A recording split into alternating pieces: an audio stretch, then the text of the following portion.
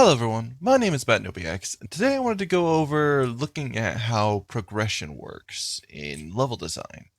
So when you're designing a game to have progression, you need to worry about the mechanics and systems that are going into your game, and how you're going to design the level to allow paths that don't always lead straight forward. So what I've done is I've created a little area that the player can go ahead and travel around and enjoy. But not every path leads to the exact objective. So it emphasizes exploration while also giving them straightforward goals that take them forward. So what I've done here is I've created a little level where you start right here. And so the player would only see this little hallway. And when they come through, they'd see this path right here, and they come in here, it's like, okay, so there are rooms I can explore, but they aren't always guaranteed to have things inside of them, okay? So this kind of gives them the idea of, all right, so now I can explore and enjoy some stuff. Maybe I have a little collectible in here or a little bit of audio that plays to tell them a bit of lore of what's going on. Over here is just a dead end. I could put another little path right here if I wanted to. Just really emphasize how much they can explore in the game. Then if they come here, they got two paths. Right here, they'll see that there's a button here. Nothing happens when you hit E on it. So it's like, okay. Come over here. There's another one right there. And it's starting to come to them like, okay, so maybe those mean something. Go over here, and here's another little dead end. So now they have to backtrack and really think about what they've done, where to go. Because this level isn't so massive, it's fine for that. So it emphasizes exploration without overburdening the player with locations to go to. So right here, got the door, we hit E, plays a little lock noise. So it's like, okay, so here's a locked door, there's buttons over there. All right, so I need to figure out a key or something. Come over here and they find this path over here, they crouch underneath it and they get through. They're like, okay, well, what's this? And then you come over here, and when you hit E on this, the little lever pulls down, and now you've activated something. So it's like, oh, okay, so now I'm able to do stuff. Cool. So you come back over here, you come back through, and over here the door is still locked, but these things are now lit up, signifying to the player like, oh, okay, so cool, now I can see these. So if I hit E here, it opens up this little path right here. It's like, oh, sweet, what's this? And they come over, hit E, they've opened up this little chest right here.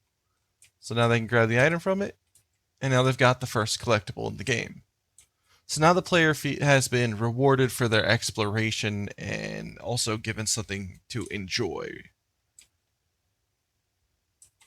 And then once they come over here, they're like, okay, so the other one's activated. For some reason, the material didn't line up. We'll ignore that. But this one's openable again as well. And then we come over here. It's like, oh, okay. Here's a little key. You see, there's a little key right there. We press E on it. Boom. Now they've collected the key. We can go over here. It's like, oh, well, now I can go ahead and do this little area over here. And now, voila. So we've gone ahead and we've shown the player that they can go ahead and do stuff and get through. Another way we can kind of enhance this is to make it to where a spot right here. We cut this out. We can just duplicate our code again. Take both of these. Duplicate it over. And slide it right here. And this will open up another little thing. And it'll take into an idea of teaching the player, okay, so these are turned on. So I'm going to collect my little power reference and my platform reference. All right, so now the player has to go through the little crouching spot right here in order to be able to go this way. And if the player happens to go over here, they'll learn right away that that happens. The most important thing here is that once we hit play, we come in here, we have that room to explore, which teaches the player to explore without them even thinking about it. Then you come in here, the first thing you have is right here, the little door. So we have the door that's locked that tells the player, okay, so we need to find something, but they've also got this little thing here that shows off the buttons. So you can go ahead and explore over there. Then once we come around here, we crouch on down. We see that switch, and that teaches them. They see this one right here, which matches the rest. So it's like, okay, cool. We pull this lever, and then this one's supposed to light up. Like I said, the code's not working at the moment. We press E on it, and now we've taught them, like, oh, so that's what I do with it. That's cool. And there you go. So it's pretty simple. It's teaching the player what they've gotten available off of that. So if you're doing a progression where you're unlocking abilities, it's good to give them the idea of, all right, so now they need to use it real quick. Like if I needed to teach them that they can traverse something, maybe they go into a room and once they hit that item, it drops them down somewhere, and the only way to get back out is to climb.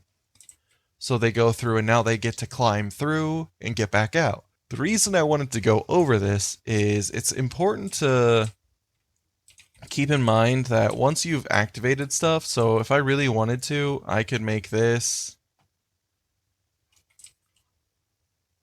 If I designed this right, I could make it to where it's 2 stories tall and there's traversable cubes that go through. If I use the same code, I could really design it to where if I wanted to, the player hits this, the traversable cubes slide out, and the player can now has multiple areas they can climb to that were there before.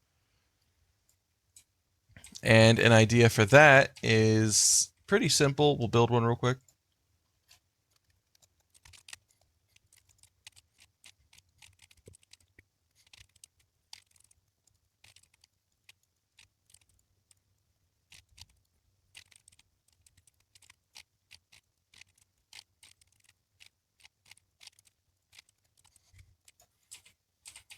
Okay, so I sped up the video while I designed this real quick, as I wanted to come up with the idea of working with the level and making it with the idea of the progression in mind.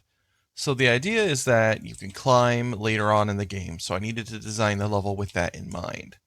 I can't just design it and then hope to implement that later. I need to know ahead of time so I can do this properly. So what I've done here is I've set up a little area where we start over here. Oh, we gotta set our...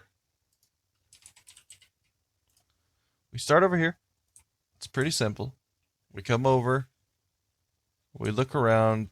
We see that there's paths. It's like, okay, so there's stuff up there signaling that we can go up. We come over here, we crouch on down, and here's where our power is going to be. So we have our power. So let's go ahead and place our power in here. Get it ready to go. So this is going to be going to activate the little button right here, for the button unlock.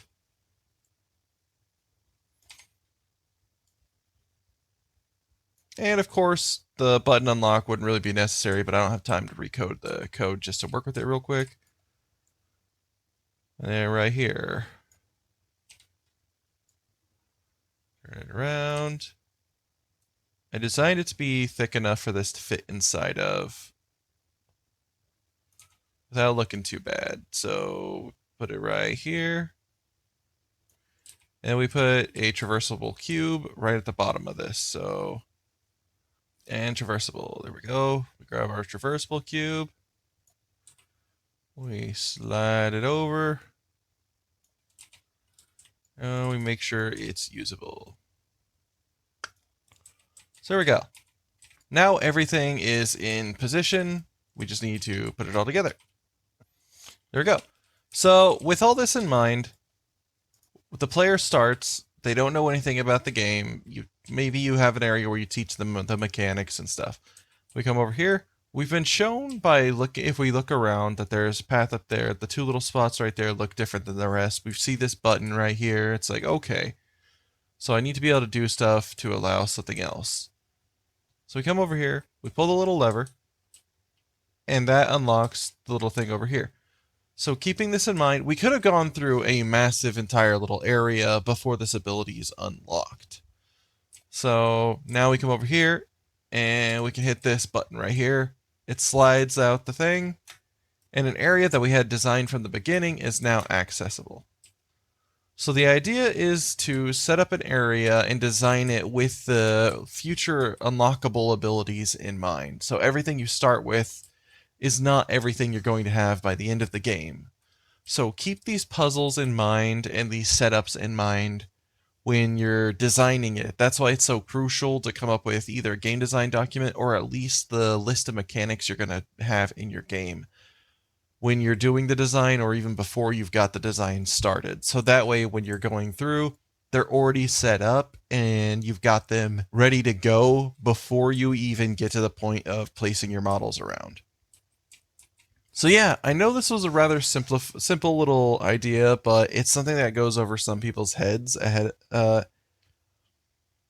and it's rather important to talk about because if you start designing long before you've got the puzzles in mind or the mechanics in mind, it likely will have issues and feel like it's a slightly more slopped together rather than it was a cohesive idea in the beginning. Because I knew ahead of time that these traversals were in there, so that's why it was so fast for me to build a level. This took me maybe 5-6 minutes. So yeah, I hope you all enjoyed the video. I hope you learned something. I hope this gives you a few ideas for when you're starting your level design, as well as what you need to think of when you're having progression inside of your games. But yeah, I hope you all enjoyed it. If you did, please hit like. If you want to see more videos like this, consider subscribing. And yeah, I really do hope you all have a good night. And I can't believe we're at 3,300 subscribers. That's awesome. Thank you. Thank you everyone very much. Have a good night.